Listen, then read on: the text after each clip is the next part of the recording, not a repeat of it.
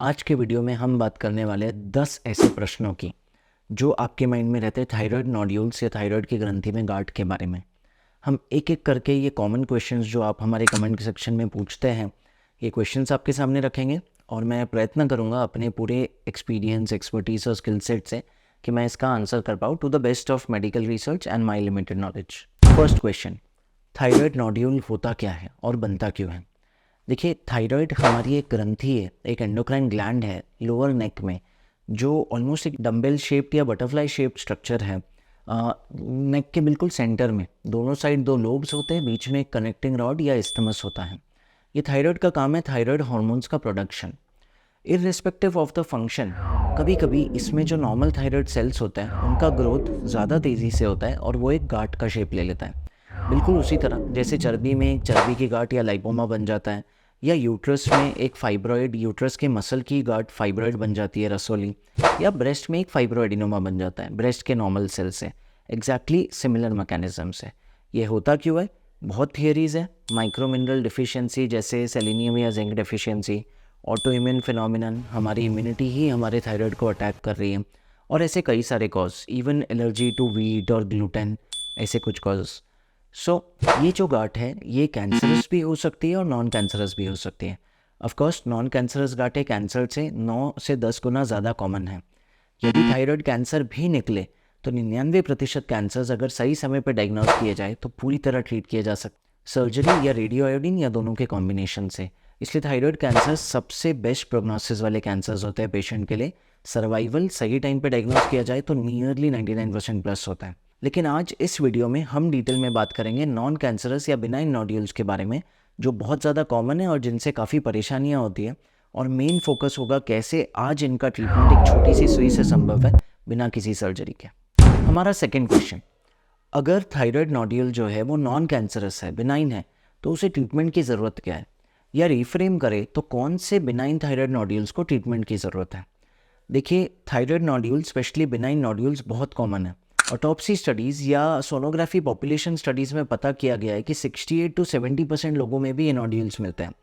हर nodule को बिल्कुल treatment की ज़रूरत नहीं है। कौन से नोड्यूल्स को ट्रीटमेंट की ज़रूरत है? यदि वो नोड्यूल इतना बड़ा हो जाए कि वो प्रेशर सिम्टम्स कर रहा है अपने एडजॉइनिंग स्ट्रक्चर्स पे, जैसे कि एयर पाइप पे प्रेशर करके सांस लेने में दिक्कत आ रही है, या तो हमेशा या एक्सरसाइज के दौरान या लेटते समय, या फिर खाना निगलने में दिक्कत आ रही है, रिकरेंट बेहोशी के अटैक्स आ रहे हैं, यानी कि बार बार वीकनेस लगता है या चक्कर आते हैं या फेंट हेडेडनेस, लाइट हेडेडनेस लगता है, या फिर recurrent laryngeal nerve, voice nerve पे प्रेशर है और आपको हमेशा बोलने में पेन होता है या आवाज़ खुरदुरी हो जाती है। ये सारे वो रीजंस है जिसमें ट्रीटमेंट की ज़रूरत पड़े। ऑफकोर्स दो और रीजंस है, ऑटोनॉमस या टॉक्सिक नोड्यूल। नोड्यूल इतना ज़्यादा मात्रा में हाइपरथायरॉयडिज्म कर रहा है कि पेशेंट को अब दिक्कत होने लगी है, palpitations, anxiety and various other things. Last, patient को कोई दिक्कत नहीं है लेकिन कॉस्मेटिकली वो नोड्यूल नज़र आ रहा है जो बिल्कुल अच्छा नहीं लग रहा है दिखने में, या फिर सीरियल अल्ट्रासाउंड्स पे उसकी ग्रोथ थोड़ी तेज़ है, जिसके वजह से डेफिनेटली इसको ट्रीट करने की ज़रूरत पड़ सकती है। थर्ड कॉमन क्वेश्चन जो इंटरनेट पे सबसे ज़्यादा पूछा जा रहा है वो ये है कि क्या इन नोड्यूल्स का ट्रीटमेंट सर्जरी के अलावा किसी और चीज़ से किया जा सकता है, मेडिसिन से या नॉन सर्जिकल थेरेपी से?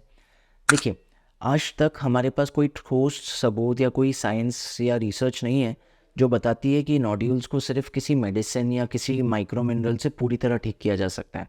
ट्राई किया जा सकता है, diet, lifestyle change, micro mineral supplementation शायद कुछ हद तक वर्क करे। लेकिन अगर ये चीज़ें वर्क नहीं कर रही हैं तो इसका ट्रेडिशनल तरीका तो ट्रीटमेंट का था सर्जरी, हेमीथायरॉयडेक्टोमी, जिसमें 60% थायराइड निकाल दिया जाता था, ताकि क्योंकि नोड्यूल सिर्फ निकालने का तरीका बहुत मुश्किल है।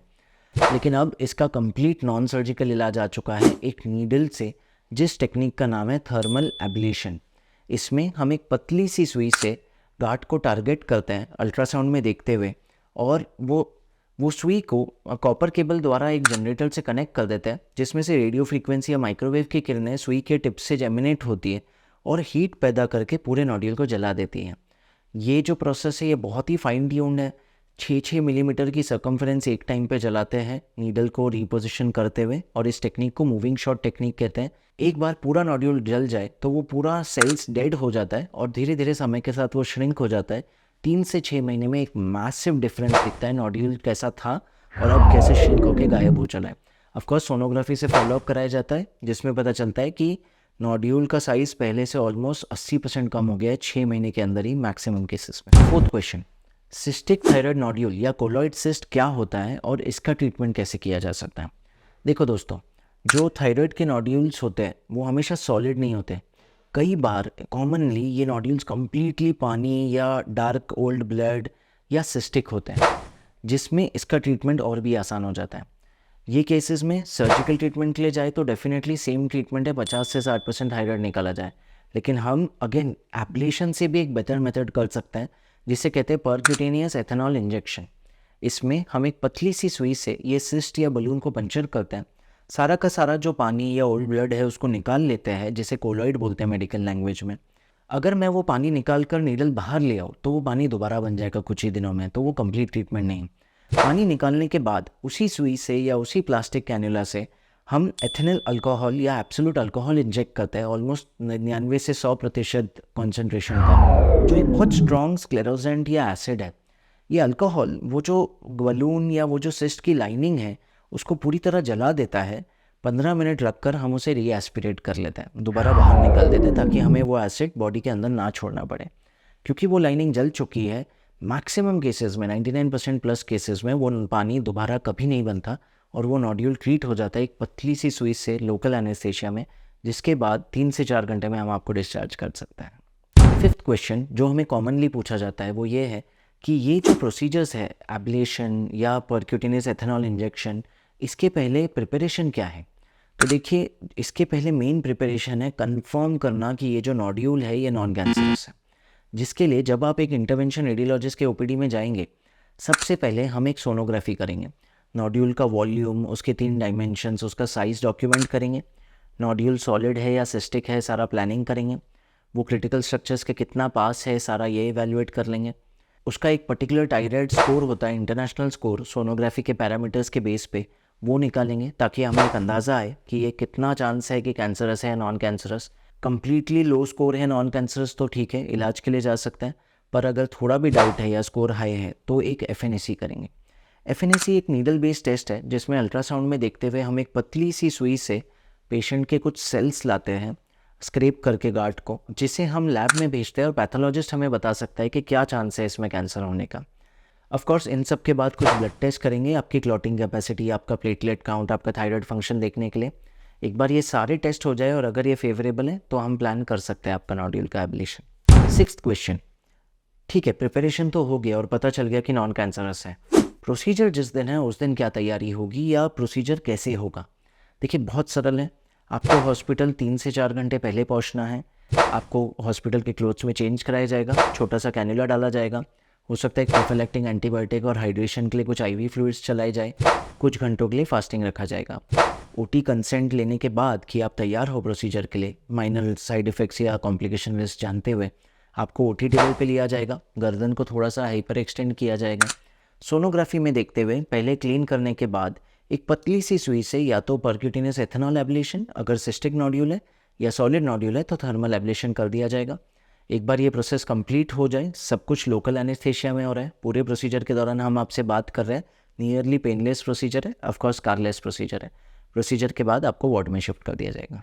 7th क्वेश्चन ये पूछा जाता है कि प्रोसीजर के बाद क्या ये ज़िंदगी भर के लिए ठीक हो गया, क्या कोई रिकरेंस चांस है, फॉलोअप कैसा रहेगा, प्रोसीजर के बाद के इंस्ट्रक्शंस क्या हैं। तो देखिए, प्रोसीजर के बाद एक बार आपको वार्ड में शिफ्ट कराया गया, 2 घंटे के अंदर अगर छोटा सा बैंडेज लगाया भी है तो वो निकाल दिया जाएगा। आप थोड़ा बहुत आइस पैक कर सकते हो, 4 दिन के लिए कुछ मेडिकेशन दी जाएगी। किसी में अगर रिएक्टिव हाइपरथायरॉयडिज्म होता है, थायराइड बढ़ता है, तो एक और मेडिसिन ऐड कर देंगे 1 महीने के लिए। उसके बाद कोई मेडिसिन की ज़रूरत नहीं है, कम्प्लीटली स्कारलेस प्रोसीजर है। अगर पूरा नोड्यूल एक ही बार में जला पाए हैं या केमिकली इंजेक्ट कर पाए हैं तो रिकरेंस के चांसेस बहुत ज़्यादा कम है, 7 से 10% से भी कम है मेडिकल लिटरेचर में। 90 to 99% एफिकेसी है, डिपेंड करता है नोड्यूल के साइज़ और उसके टिश्यू पे। इसके अलावा यही डायग्नोस करने के लिए हम हर पेशेंट को एक फॉलोअप इमेजिंग सर्वेलेंस पे रखेंगे। 4 से 6 हफ्ते में पहला अल्ट्रासाउंड स्कैन, 3 महीने पे दूसरा स्कैन, 6 महीने पे तीसरा स्कैन और पहले साल पे ख़त्म होने के बाद चौथा स्कैन। इसके बाद अगर सब ठीक है तो हो सकता है 2-3 साल तक हम हर साल में बस एक बार आपको फॉलोअप के लिए बुलाए, देखने के लिए कि नोड्यूल जला हुआ है ना और सिर्फ एक स्कार बचा है या गायब हो गया है ना, बचा तो नहीं है कुछ नोड्यूल का एरिया। और कोई लॉन्ग टर्म प्रिकॉशंस या फॉलोअप की ज़रूरत नहीं है। इनफैक्ट प्रोसीजर के अगले दिन से आप अपना जॉब ज्वाइन कर सकते हो, कोई रेस्ट्रिक्शन ऑफ मूवमेंट नहीं है। हाँ, कुछ केसेस में अगर रिकरेंस आता है या हमें रियलाइज़ होता है कि छोटा सा मार्जिन हमने छोड़ा था सेफ्टी के लिए, क्योंकि वो वॉइस नर्व या क्रिटिकल स्ट्रक्चर्स के पास था, उसको सेकेंड सेशन में आराम से जलाया जा सकता है, सेम प्रोसीजर रिपीट करके। 8वां मोस्ट कॉमन क्वेश्चन पूछा जाता है कि क्या मुझे थायराइड की गोलियां खानी पड़ेगी ये प्रोसीजर के बाद? नहीं दोस्तों, मैक्सिमम केसेस में नहीं खानी पड़ेगी। यही इस प्रोसीजर का मेन एडवांटेज है। सर्जरी की तरह हम इसमें 50 से 60% थायराइड टिश्यू नहीं डिस्ट्रॉय कर रहे हैं, हम केवल और केवल वो गांठ को डिस्ट्रॉय कर रहे हैं जो एबनॉर्मल है, चाहे वो पानी की गांठ हो या सॉलिड गांठ। इसलिए मैक्सिमम केसेस में आपको दवाइयाँ नहीं खानी पड़ेगी। आप यूथायराइड थे तो यूथायराइड ही रहोगे। हाँ, अगर आपको बेसलाइन ही हाइपोथायराइडिज्म था तो वो भी ये प्रोसीजर से इम्प्रूव नहीं होगा। हम केवल गार्ड को ख़त्म करें, आपका फंक्शन स्टेटस नहीं इम्प्रूव कर सकते। और अगर आपको थायराइडाइटिस या कोई डिजीज़ प्रोसेस है पहले से, तो उसी के नेचुरल प्रोग्रेशन से हाइपोथायराइडिज्म हो सकता है, जैसे कि हैशिमोटो थायराइडाइटिस, हम उसको भी इन्फ्लुएंस नहीं कर सकते। क्वेश्चन नंबर 9, नॉर्मल नोड्यूल्स तो ठीक है, what about hot nodules? Autonomous toxic nodules जो बहुत मात्रा में थायराइड प्रोड्यूस कर रहे हैं, साइड इफेक्ट्स कर रहे हैं, palpitations, anxiety, menstrual issues, metabolism, भूख लगना, वेट लॉस, इनका क्या? दोस्तों, आज इनका ट्रीटमेंट भी सेम थेरेपी से किया जा सकता है, यानी कि थर्मल एब्लेशन, रेडियो फ्रिक्वेंसी या माइक्रोवेव एब्लेशन। हाँ, एफिकेसी अराउंड 80 to 86% है डिफरेंट स्टडीज़ में, अभी तक भी 100% नहीं पहुँच पाई है। पर यदि ये 100% सक्सेसफुल भी ना हो तो ये इतना मात्रा में कम कर देता है T3 T4 को और TSH बढ़ा देता है कि बचा हुआ लो डोज रेडियो आयोडीन से आप ठीक कर सकते हो। नॉर्मली अगर आप एब्लेशन नहीं कराते हो तो सर्जरी या high dose radio iodine treatment है। अगर इससे बहुत कम डोज में रेडियो आयोड लगे तो ये बहुत बड़ा विन है और चांसेस है कि आपको जो नॉर्मली सर्जरी और रेडियो आयोडीन के बाद हाइपोथायराइडिज्म होगा वो पूरी तरह प्रिवेंट हो जाए। क्वेश्चन नंबर 10, लास्ट क्वेश्चन, कि क्या ये प्रोसीजर सेफ़ है और क्या ये इंश्योरेंस में कवर्ड है? देखिए, प्रोसीजर बिल्कुल सेफ़ है। इवन हाई वॉल्यूम स्टडीज़ में 300 से 1000 पेशेंट्स का भी जब ये प्रोसीजर किया गया तो 0.1 to 0.5% कॉम्प्लिकेशन रिस्क था, मेजर कॉम्प्लिकेशन रिस्क, यानी कि वॉइस चेंज या फिर थायराइड नोड्यूल रप्चर जिसमें नोड्यूल का कुछ कंटेंट्स थोड़ा कैप्सूल के बाहर जा सकता है। ये सारी कंडीशंस कंजर्वेटिवली ट्रीट की गई मैक्सिमम केसेस में, यानी कि कुछ ठोस ट्रीटमेंट या सर्जरी या एडमिशन कुछ नहीं करना पड़ा, ऑटो इम्प्रूव हो गया कुछ मेडिसिन से या 3 महीने में अपने आप। बहुत रेयर केसेस में अगर थायराइड नोड्यूल रप्चर हुआ तो छोटा सा एक माइक्रो इंसिजन देके वो कंटेंट निकालना पड़ा ताकि वो जो सूजन है वो पूरी तरह गायब हो जाए। और डेफिनेटली येस, ये इंश्योरेंसेज में कवर्ड होता है। हमने यदि आज तक ablation, percutaneous ethanol injection, thyroid embolisation, ये सब के 350 से ज़्यादा केस किए तो ऑलमोस्ट 95% प्लस केसेस पूरी तरह इंश्योरेंस में कवर्ड थे। इंश्योरेंस कंपनीज आज समझ पा रही है कि हाँ, ये नॉवेल टेक्निक्स बहुत फ़ायदेमंद है एक सर्जरी प्रिवेंट करने के लिए, और स्कारलेस है, शॉर्ट रिकवरी टाइम है, कई फ़ायदे हैं पेशेंट को, कोई मेडिकेशन की ज़रूरत नहीं है, और कॉम्प्लिकेशंस जैसे कि वॉइस चेंज ये भी बहुत हद तक कम हो जाता है। तो इसलिए आई होप ये जो 10 प्रश्न हैं अगर आपके माइंड में थे तो मेरे आंसर्स ने आपको हेल्प किया। अगर इसके अलावा कोई भी प्रश्न है थायराइड नोड्यूल एब्लेशन को लेकर, आप कमेंट सेक्शन में दे सकते हैं। मैं कोशिश करूंगा नेक्स्ट वीडियो में न्यू सीरीज़ ऑफ क्वेश्चंस को आंसर करूं। अगर आप देखना चाहते हैं कि एब्लेशन कैसे किया जाता है तो हम चैनल पे एक बड़ा प्लेलिस्ट बना चुके हैं। हमने लाइव डेमोज दिखाए प्रोसीजर के, एनिमेशंस द्वारा भी समझाया कि ये किया कैसे जाता है, और बहुत सारा मेडिकल रिसर्च शेयर किया है कैसे ये एक authentic world wide global accepted procedure है और स्टैंडर्ड ऑफ केयर बन जाएगा बहुत जल्द नॉन कैंसरस नोड्यूल्स के लिए। सुरक्षित रहिए, सशक्त रहिए।